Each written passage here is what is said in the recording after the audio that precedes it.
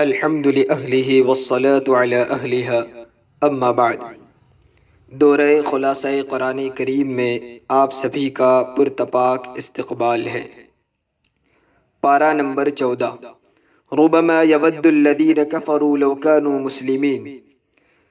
آخرت میں جب حساب کتاب ہو جائے گا اور سارے لوگوں کے فیصلے ہو جائیں گے، جہنمیوں کو جہنم میں پہنچا دیا جائے گا، تو وہ بار بار تمنا کریں گے کہ کاش ہم مسلمان ہوتے، ہم دنیا کی زندگی میں اللہ اور اس کے رسول کی اطاعت کر لیتے۔ جب جب ان پر کوئی مصیبت میں اضافہ، کسی عذاب میں زیادتی ہوگی تو اس وقت وہ تمنا کریں گے۔ نیز وہ مؤمنین جو کسی گناہ کی وجہ سے عذاب میں ڈالے جائیں گے اور پھر وہ عذاب ختم کر کے ان کو جہنم سے نکال کر جنت میں پہنچایا جائے گا، اس وقت بھی کفار تمنا کریں گے کہ کاش ہم مسلمان ہوتے تو اس عذاب سے نجات ملتی۔ اِنَّا نَحْنُ نَزَّلْنَا الذِّكْرَ وَإِنَّا لَهُ لَحَافِظُونَ۔ اللہ تبارک و تعالیٰ نے قرآن کریم کی حفاظت کا وعدہ کیا ہے کہ ہم نے ہی اس قرآن کو نازل کیا اور ہم ہی اس کی حفاظت کرنے والے ہیں۔ قرآن نام ہے الفاظ اور معانی دونوں کا۔ اس سے معلوم ہوا کہ اللہ تبارک و تعالیٰ قرآن کے الفاظ کو بھی محفوظ رکھے گا اور قرآن کے معانی کو بھی محفوظ رکھے گا۔ اس پارے میں اللہ تبارک و تعالیٰ نے اپنی قدرت کی بہت سی نشانیوں کو بھی بیان کیا۔ وَالْأَرْضَ مَدَدْنَاهَا وَأَلْقَيْنَا فِيهَا رَوَاسِيَ وَأَنبَتْنَا فِيهَا مِن كُلِّ شَيْءٍ مَوْزُونٍ۔ اللہ تعالیٰ نے زمین کو پھیلایا، اس میں پہاڑ گاڑ دیے، اللہ نے زمین میں سے غلے اگائے، لوگوں کی معیشت کے اسباب زمین میں پیدا کر دیے۔ اللہ تبارک و تعالیٰ نے بہت سارے خزانے اس میں رکھے۔ نیز وَأَرْسَلْنَا الرِّيَاحَ لَوَاقِحَ فَأَنزَلْنَا مِنَ السَّمَاءِ مَاءً فَأَسْقَيْنَاكُمُوهُ۔ اللہ فرماتے ہیں ہم بوجھل بادلوں کو، پانی سے بھرے ہوئے بادلوں کو چلاتے ہیں، آسمان سے پانی برساتے ہیں اور ہم تم کو ان پانی سے سیراب کرتے ہیں۔ پھر اللہ تبارک و تعالیٰ نے آدم علیہ السلام کی تخلیق کا قصہ بیان کیا ہے۔ وَلَقَدْ خَلَقْنَا الْإِنسَانَ مِنْ صَلْصَالٍ مِنْ حَمَإٍ مَسْنُونٍ وَالْجَانَّ خَلَقْنَاهُ مِنْ قَبْلُ مِنْ نَارِ السَّمُومِ۔ اللہ تعالیٰ نے انسان کو مٹی سے پیدا کیا، جنات کو آگ سے پیدا کیا اور آدم علیہ السلام کو پیدا کر کے فرشتوں کو حکم دیا کہ آپ ان کے سامنے سجدہ کرو۔ تمام فرشتوں نے حضرت آدم علیہ السلام کو مل کر سجدہ کیا۔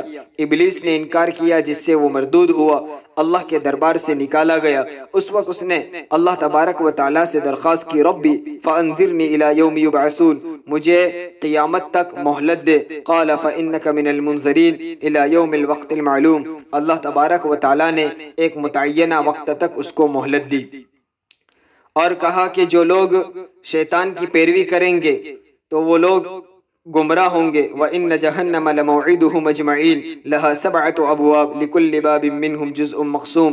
شیطان کی پیروی کرنے والے جہنم میں ڈالے جائیں گے، ان کا ٹھکانہ جہنم ہوگا۔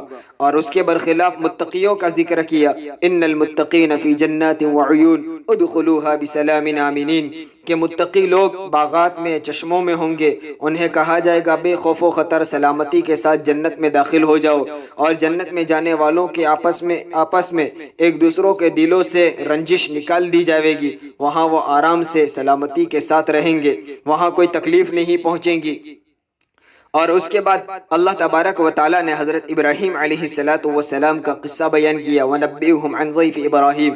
ابراہیم علیہ السلام کے پاس 2 فرشتے انسان کی شکل میں آئے۔ ابراہیم علیہ السلام کو معلوم نہیں تھا یہ فرشتے ہیں۔ قَالَ إِنَّا مِنْكُمْ وَجِلُونَ۔ ان آنے والے مہمان فرشتوں کی وجہ سے ڈر محسوس ہوا۔ فرشتوں نے کہا تم ہم سے ڈریے نہیں، ہم تم کو ایک لڑکے کی خوشخبری دینے کے لیے آئے ہیں۔ الغرض ابراہیم علیہ السلام کو بڑھاپے کی عمر میں اولاد کی خوشخبری سنائی۔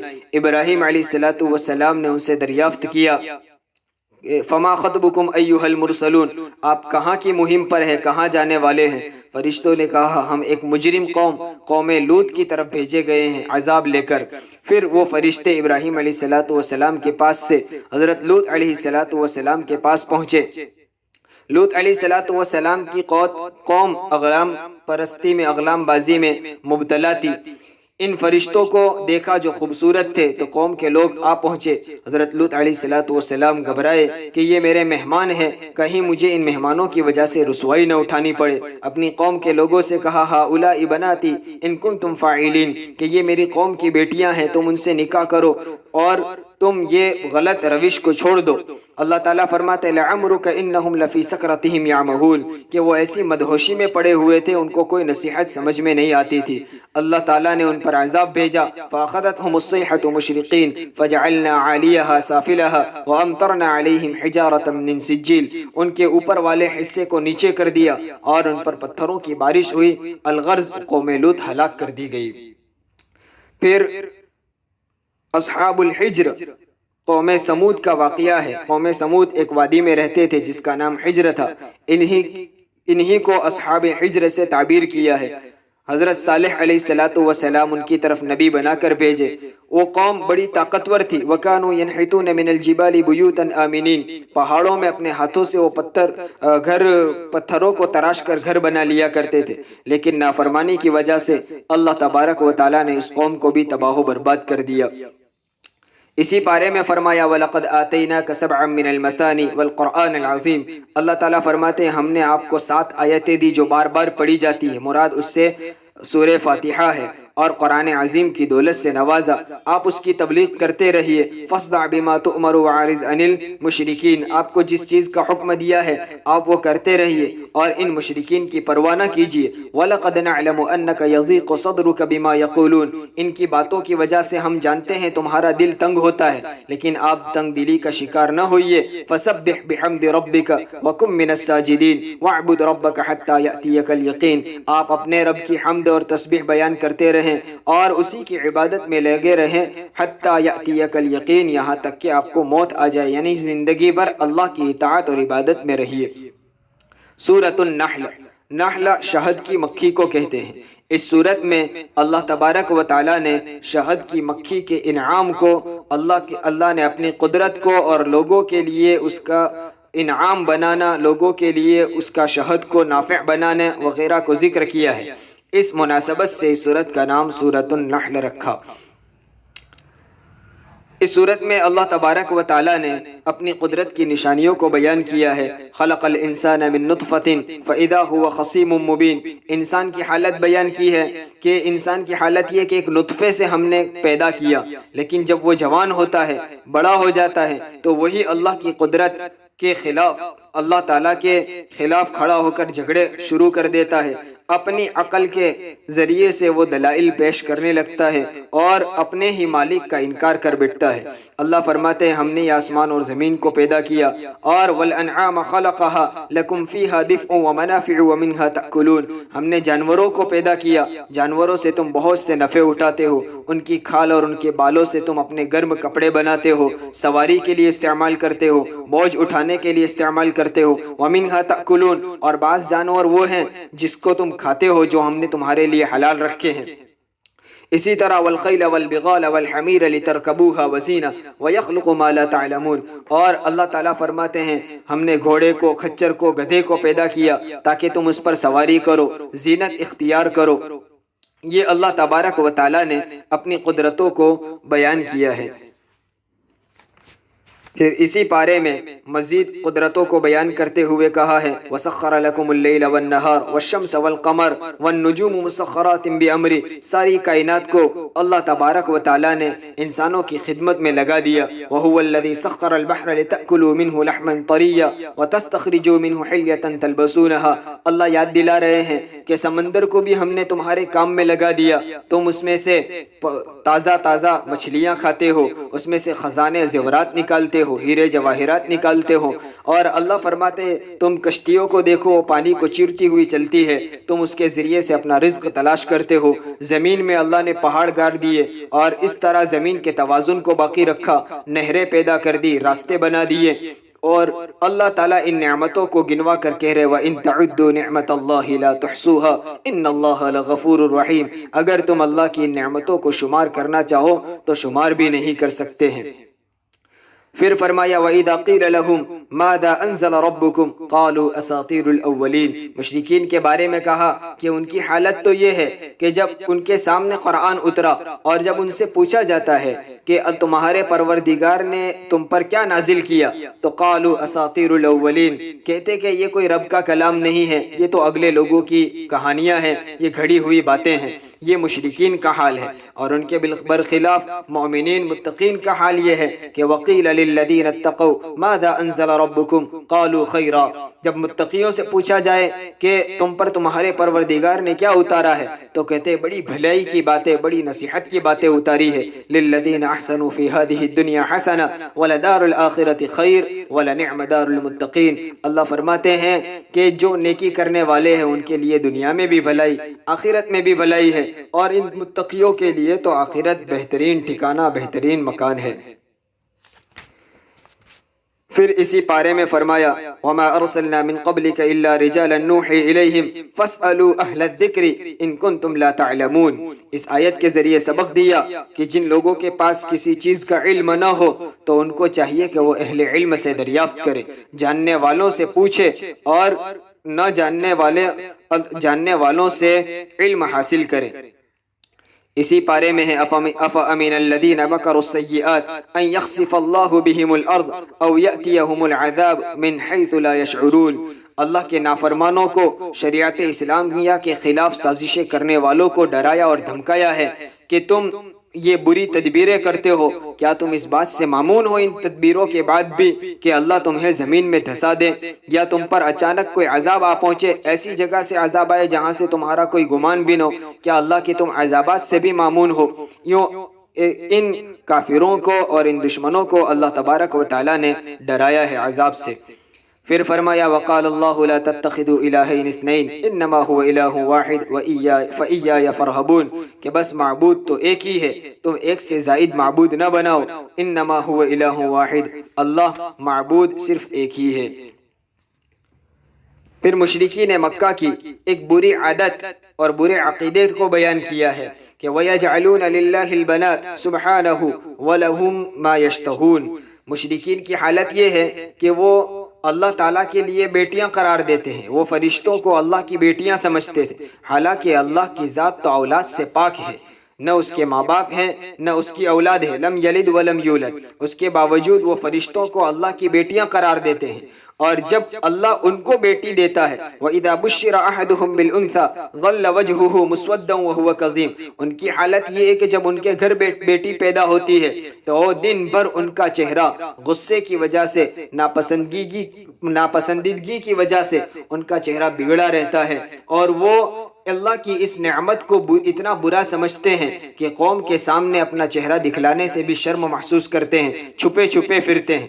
تو ایک طرف خود اپنے لیے اولاد میں بیٹیوں کو ناپسند کرتے ہیں، عار سمجھتے ہیں، اور دوسری طرف اللہ ہی کے لیے فرشتوں کو بیٹیاں قرار دیتے ہیں۔ پھر وَإِنَّ لَكُمْ فِي الْأَنْعَامِ لَعِبْرَةً نُسْقِيكُم مِّمَّا فِي بُطُونِهِ مِن بَيْنِ فَرْثٍ وَدَمٍ لَبَنًا خَالِصًا سَائِغًا لِلشَّارِبِينَ، اللہ تعالیٰ فرماتے ہیں یہ جانور جو ہم نے پیدا کیے وہ بھی تمہارے لیے بڑی عبرت کی چیز ہے، ان کو دیکھ کر اللہ کی ذات کو پہچانا جا سکتا ہے کہ اللہ کی کیسی قدرت ہے کہ اللہ انہیں کھلاتا ہے، پلاتا ہے، اور پھر ان کے پیٹ سے گوبر بھی نکلتا ہے، خون بھی نکلتا ہے، اور اسی خون اور گوبر کے درمیان سے ایک صاف شفاف خالص دودھ اللہ تعالیٰ نکالتا ہے جو پینے والوں کے لیے پسند، سائغ للشاربین، پسندیدہ مشروب ہے۔ اور اسی پارے میں ایک اور قدرت کا مظاہرہ کرتے ہوئے اللہ تبارک و تعالیٰ نے شہد کی مکھی کے متعلق فرمایا وَأَوْحَى رَبُّكَ إِلَى النَّحْلِ أَنِ اتَّخِذِي مِنَ الْجِبَالِ بُيُوتًا وَمِنَ الشَّجَرِ وَمِمَّا يَعْرِشُونَ، اللہ فرماتے یہ شہد کی مکھی کو ہم ہی نے حکم دیا، ہم ہی نے اس کے دل میں ڈالا کہ وہ پہاڑوں پر، درختوں پر، عمارتوں پر اپنے چھتے بنائیں، پھر زمین کے مختلف حصوں سے، پھلوں سے اور پھولوں سے رس چوس کر لے آئے، اور اس رس کو چوس کر اپنے چھتے میں آ کر وہاں شہد بنائے، اور وہ رس چوسنے کے لیے لمبا لمبا سفر کرتی ہے۔ اللہ فرماتے فَاسْلُكِي سُبُلَ رَبِّكِ ذُلُولًا، کہ اللہ تعالیٰ ہی ہے جو اس کو راستہ بھلاتا نہیں ہے، اسے راستہ یاد دلاتا ہے اور اسے چھتے تک پہنچاتا ہے، اور پھر وہ چھتے میں آتی ہے یخرج من بطونها شراب مختلف الوانه فيه شفاء للناس، اس کے پیٹ سے ایک مشروب نکلتا ہے، وہ جو رس چوس کر لائی تھی اپنے پیٹ میں جمع کیا اور پھر اپنے چھتے میں آ کر اگلتی ہے، ایک مشروب نکلتا ہے جس کے الگ الگ رنگ ہے، اور اللہ نے اس مشروب میں جس کو ہم شہد کہتے ہیں لوگوں کی مخصوص بیماریوں کے لیے اس میں شفا رکھی ہے۔ یہ اللہ تبارک و تعالیٰ کی قدرت ہے۔ پھر فرمایا واللہ جعل لکم من انفسکم ازواجا وجعل لکم من ازواجکم بنین وحفدا ورزقکم من الطیبات، اللہ تعالیٰ فرماتے ہیں کہ ہم نے تم ہی میں سے تمہاری بیویوں کو تمہاری ہی جنس کی پیدا کی، تمہاری ہی جنس کی عورت کو پیدا کیا، تم ان سے نکاح کرتے ہو اور پھر تمہاری بیویوں کے ذریعے سے تمہیں اولاد ملتی ہے، بیٹے بیٹیاں پوتے حاصل ہوتے ہیں۔ اور فرمایا وَلِلَّهِ غَيْبُ السَّمَاوَاتِ وَالْأَرْضِ وَمَا أَمْرُ السَّاعَةِ إِلَّا كَلَمْحِ الْبَصَرِ أَوْ هُوَ أَقْرَبُ، کہ غیب کا علم صرف اللہ ہی کے پاس ہے، آسمان اور زمین کے غیب کا علم اللہ کے پاس ہے، ان غیب کی چیزوں میں قیامت کا امر بھی ہے، وہ بھی اللہ تعالیٰ ہی جانتا ہے کہ وہ کب آئے گی۔ اور انسان کی حالت کو بیان کیا واللہ اخرجکم من بطون امہاتکم لا تعلمون شیئا وجعل لکم السمع والابصار والافئدہ لعلکم تشکرون، اللہ فرماتے ہیں ہم نے تم کو پیدا کیا، اس کا ذرا غور تو کرو، ہم نے تم کو پیدا کیا، تم ماں کے پیٹ سے نکلے، اس وقت تمہارے پاس کوئی علم نہیں تھا، پھر اللہ ہی نے تم کو کان دیے، آنکھیں دی، دل دماغ دیا، یہ ساری نعمتوں سے اللہ تعالیٰ نے نوازا۔ یعرفون نعمت اللہ ثم ینکرونها واکثرهم الکافرون، اس صورت میں جا بجا اللہ نے اپنی نعمتوں کو بیان کر کے کہا کہ یہ مشرکین اور نہ ماننے والوں کا حال یہ ہے کہ وہ ساری نعمتوں کو جانتے ہیں، پہچانتے ہیں، لیکن پھر بھی انجان بنتے ہیں اور اللہ کی نافرمانی کرتے ہیں، یعنی ان کو ان نعمتوں کا علم ہے، اس کے باوجود وہ اسے تسلیم نہیں کرتے ہیں، مانتے نہیں ہیں۔ ان اللہ یأمر بالعدل والاحسان وایتاء ذی القربى وینہی عن الفحشاء والمنکر والبغی یعظکم لعلکم تذکرون، ایک بہترین آیت بیان کی کہ اللہ تبارک و تعالیٰ نے اس آیت میں 3 چیزوں کا حکم دیا اور 3 چیزوں سے منع کیا۔ حکم دیا کہ تم انصاف سے کام لو، بھلائی سے احسان کے ساتھ کام لو، وایتاء ذی القربى، اور رشتہ داروں کے ساتھ صلہ رحمی کرو، تعلق کو جوڑو، اور 3 چیزوں سے منع کیا کہ بے حیائی سے بچو، گناہ کے کاموں سے بچو اور ظلم سے بچو۔ وَلَا تَكُونُوا كَالَّتِي نَقَضَتْ غَزْلَهَا مِن بَعْدِ قُوَّةٍ أَنْكَاثًا، اس آیت میں اللہ تبارک و تعالیٰ نے ایک مثال دے کر ایمان والوں کو سمجھایا ہے کہ تم اپنے اعمال کو ضائع نہ کرو، اس عورت کی طرح کہ جو عورت اپنے دھاگوں اور اون کے ذریعے سے کپڑے بناتی اور بنتی تھی، جب کپڑا تیار ہونے کو آتا تو اسے کاٹ دیتی اور پھاڑ دیتی تھی، تو جس طرح اس قدر محنت کر کے کپڑا تیار کرنا پھر اس کو پھاڑ دینا ایک بے وقوفانہ عمل ہے، اسی طرح اللہ تعالیٰ کی عبادت اطاعت کر کے نیکیوں کو جمع کرنا، ثواب حاصل کرنا، اور اس کے بعد پھر کوئی ایسا کام کرنا جس سے نیکیاں ضائع ہو جائے، یہ بھی ایک بے وقوفانہ چیز ہے۔ پھر فرمایا وَلَا تَشْتَرُوا بِعَهْدِ اللَّهِ ثَمَنًا قَلِيلًا إِنَّمَا عِندَ اللَّهِ هُوَ خَيْرٌ لَكُمْ إِن كُنتُمْ تَعْلَمُونَ، اللہ تعالیٰ فرماتے ہیں کہ تم دنیا کی معمولی رقموں اور معمولی چیزوں کی وجہ سے اللہ کے عہد کو نہ توڑو، اللہ تعالیٰ کے یہاں ان عہدوں کی پابندی سے تمہیں جو ملنے والا ہے وہ بہت بہترین اور عمدہ ہے، اس لیے اللہ کے عہد کو دنیا کے حصول کے خاطر نہ توڑنا چاہیے۔ اسی پارے میں ہے وَإِذَا بَدَّلْنَا آيَةً مَكَانَ آيَةٍ وَاللَّهُ أَعْلَمُ بِمَا يُنَزِّلُ قَالُوا إِنَّمَا أَنْتَ مُفْتَرٍ بَلْ أَكْثَرُهُمْ لَا يَعْلَمُونَ، اللہ تبارک و تعالیٰ اپنی مصلحت اور حکمت کی بنیاد پر مختلف موقعوں پر الگ الگ احکام نازل کرتا ہے، کبھی کوئی ایک آیت نازل کی، کوئی ایک حکم دیا، پھر اسے منسوخ کر دیا اور اس کی جگہ دوسرا حکم دیا۔ اللہ تعالیٰ فرماتے ہیں کہ یہ ہم ایک آیت کی جگہ دوسری آیت کو بدلتے ہیں، یہ ہماری حکمت ہے، ہم جانتے ہیں، لیکن مشرکین مکہ اعتراض کرتے تھے کہ یہ کلام اللہ کا کلام نہیں، یہ تم اللہ پر جھوٹ باندھتے ہو، بھلا ایسے کیسے ہو سکتا ہے کہ اللہ پہلے کسی ایک چیز کا حکم دے پھر اسی کو بدلنے کی ضرورت پڑ جائے؟ کیا اللہ کو معلوم نہیں تھا کہ یہ حکم ٹھیک نہیں اور اس کی جگہ دوسرا دینا پڑے گا؟ نعوذ باللہ۔ حالانکہ حقیقت یہ ہے کہ اللہ تبارک و تعالی پہلے دیے جانے والے حکم کی حکمت کو بھی جانتا تھا اور دوسری مرتبہ دیے جانے والے حکم کی حکمت کو بھی جانتا ہے۔ اللہ تعالیٰ اپنی حکمت کے پیش نظر مختلف موقعوں پر مختلف احکام نازل کرتا ہے۔ من کفر باللہ من بعد ایمانہ الا من اکرہ وقلبہ مطمئن بالایمان ولكن من شرح بالکفر صدرا فعلیہم غضب من اللہ ولہم عذاب عظیم۔ یہ آیت ان صحابہ کے بارے میں نازل ہوئی جنہیں اسلام کی خاطر بے پناہ مشقتیں جھیلنی پڑی، جنہیں بہت تکلیفیں دی گئی۔ ان میں سر فہرست حضرت یاسر، حضرت سمیہ، حضرت عمار، حضرت صہیب رضی اللہ عنہم ہے وغیرہ۔ حضرت یاسر اور حضرت سمیہ رضی اللہ تعالی عنہما پر بھی بہت زور ڈالا گیا اور زبردستی کی گئی کہ یا تو تم کلمہ کفر بول دو، ایمان کو چھوڑ دو، یا ہمیں تمہیں قتل کر دیں گے۔ اللہ تبارک و تعالی نے انسان کو اس بات کی اجازت دی ہے کہ جب اس قدر اکراہ اور زبردستی کی جاوے کہ جان کا خطرہ ہو، کوئی کلمہ کفر بولنے پر جبر کیا جاوے اور اگر نہ بولے تو جان کا خطرہ ہو، تو صرف زبان سے کلمہ کفر بولنا اور دل میں ایمان رکھتے ہوئے بولنا، اس بات کی اجازت دی ہے۔ لیکن حضرت سمیہ اور حضرت یاسر رضی اللہ عنہما نے اپنی زبان سے بھی کلمہ کفر بولنا اختیار نہیں کیا اور ان دونوں کو شہید کر دیا گیا۔ حضرت عمار رضی اللہ تعالی عنہ نے رخصت پر عمل کیا اور صرف زبان سے انہوں نے ان کے کہنے کے مطابق کلمہ کفر بولا اور دل میں ان کا ایمان موجود تھا، اس کی وجہ سے ان کی جان بچ گئی۔ پھر وہ نبی کریم صلی اللہ علیہ وسلم کی خدمت میں بڑے بوجھل دل کے ساتھ غمگین حالت میں آئے اور پورا واقعہ بیان کیا۔ حضور اکرم صلی اللہ علیہ وسلم نے پوچھا کہ تمہارے دل کا کیا حال تھا؟ کہا دل تو ایمان پر مطمئن تھا۔ حضور اکرم صلی اللہ علیہ وسلم نے فرمایا تب تو کوئی حرج نہیں۔ آپ صلی اللہ علیہ وسلم کے اس فیصلے کی تصدیق میں آیت نازل ہوئی، من کفر باللہ من بعد ایمانہ الا من اکرہ وقلبہ مطمئن بالایمان، جس پر جبر کیا گیا ہو اور اس کا دل ایمان پر مطمئن ہو تو اس کے لیے کوئی حرج نہیں ہے۔ پھر فرمایا وَلَا تَقُولُوا لِمَا تَصِفُ أَلْسِنَتُكُمُ الْكَذِبَ هَذَا حَلَالٌ وَهَذَا حَرَامٌ لِتَفْتَرُوا عَلَى اللَّهِ الْكَذِبَ، کہ تم اپنے طور سے اپنی زبانوں سے کسی چیز کو حلال اور کسی چیز کو حرام نہ ٹھہراؤ۔ اللہ تعالیٰ نے جس کو حلال رکھا ہے وہ حلال اور جس کو حرام قرار دیا وہ حرام ہے۔ اگر تم اپنے طور سے فیصلہ کرتے ہو تو لِتَفْتَرُوا عَلَى اللَّهِ الْكَذِبَ، یہ تو تم اللہ پر جھوٹ باندھتے ہو۔ إِنَّ الَّذِينَ يَفْتَرُونَ عَلَى اللَّهِ الْكَذِبَ لَا يُفْلِحُونَ، جو لوگ اللہ پر جھوٹ باندھتے وہ کبھی کامیاب نہیں ہو سکتے۔ اس پارے کے آخر میں حضرت ابراہیم علیہ السلام کے متعلق کہا إِنَّ إِبْرَاهِيمَ كَانَ أُمَّةً قَانِتًا لِلَّهِ حَنِيفًا وَلَمْ يَكُ مِنَ الْمُشْرِكِينَ، مشرکین مکہ اپنے آپ کو مذہب ابراہیم، ملت ابراہیم پر سمجھتے تھے۔ ان کا کہنا یہ تھا کہ جو کچھ ہم کرتے ہیں یہ سب ملت ابراہیم کی تعلیم ہے، حالانکہ وہ بت پرستی اور شرک کیا کرتے تھے۔